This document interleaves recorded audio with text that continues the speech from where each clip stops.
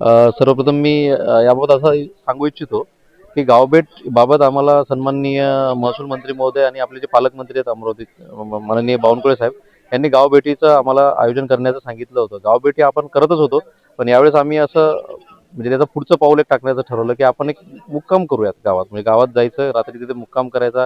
कारण सर्वजण दिवसभर बाहेर असतात, वेगवेगळ्या शेतीच्या कामानिमित्त बाहेर असतात, त्यामुळे संध्याकाळी भेटतात, रात्री इथे भेटतात. आणि रात्री त्यांच्यासोबत आता जसं आपण बघितलं की सर्वांसोबत आपण त्यांच्या ज्या समस्या होत्या वेगवेगळ्या विषयाशी होत्या, म्हणजे ग्रामपंचायतच्या संबंधित होत्या, काही पाणंद रस्त्याच्या संबंधात होत्या, काही फेरफार संबंधित होत्या, काही नैसर्गिक आपत्तीच्या अनुदानासंबंधी होत्या, काही फॉरेस्टच्या विषयासंदर्भात होत्या. बऱ्याच समस्या या इथल्या बस डेपो किंवा बस थांबत नाहीत किंवा काही बसेसचे जे पासेस आहेत विद्यार्थ्यांच्या काही वेगळ्या समस्या होत्या, अतिक्रमणच्या काही समस्या होत्या.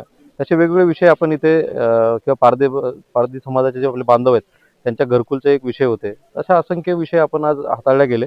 काही समस्या या इथल्या इथे आपण त्यांचं समाधान केलं. काही विषय जे आपल्या जिल्हा स्तरावरचे आहेत त्यांना आपण ते समस्याचा पाठपुरावा करूयात किंवा काही समस्या या वेगळ्या ज्या विभागाच्या होत्या त्यांच्या मार्फतही आपण त्यांना निवेदन या बैठकीच्या अनुषंगाने देतोय. आणि मला वाटतं ही एक चांगली संकल्पना राहील. उद्या सकाळी आम्ही शिवार फेरी काढतोय. ज्या आपण नागरिकांनी आज ज्या आम्हाला समस्या सांगितल्या त्यांना प्रत्यक्षात उद्या आम्हाला सकाळी भेट देता येतील आणि आणखीन चांगल्या प्रकारे त्याचं सोल्युशन काढता येईल. या संकल्पनेसाठी एकूण किती अधिकारी कर्मचारी ते या ठिकाणी मुक्कामी राहणार आहेत? आज इथे मी स्वतः आहे, मी तहसीलदार तिवसा म्हणून आहेत, आमचे नायब तहसीलदार सगळे आहेत.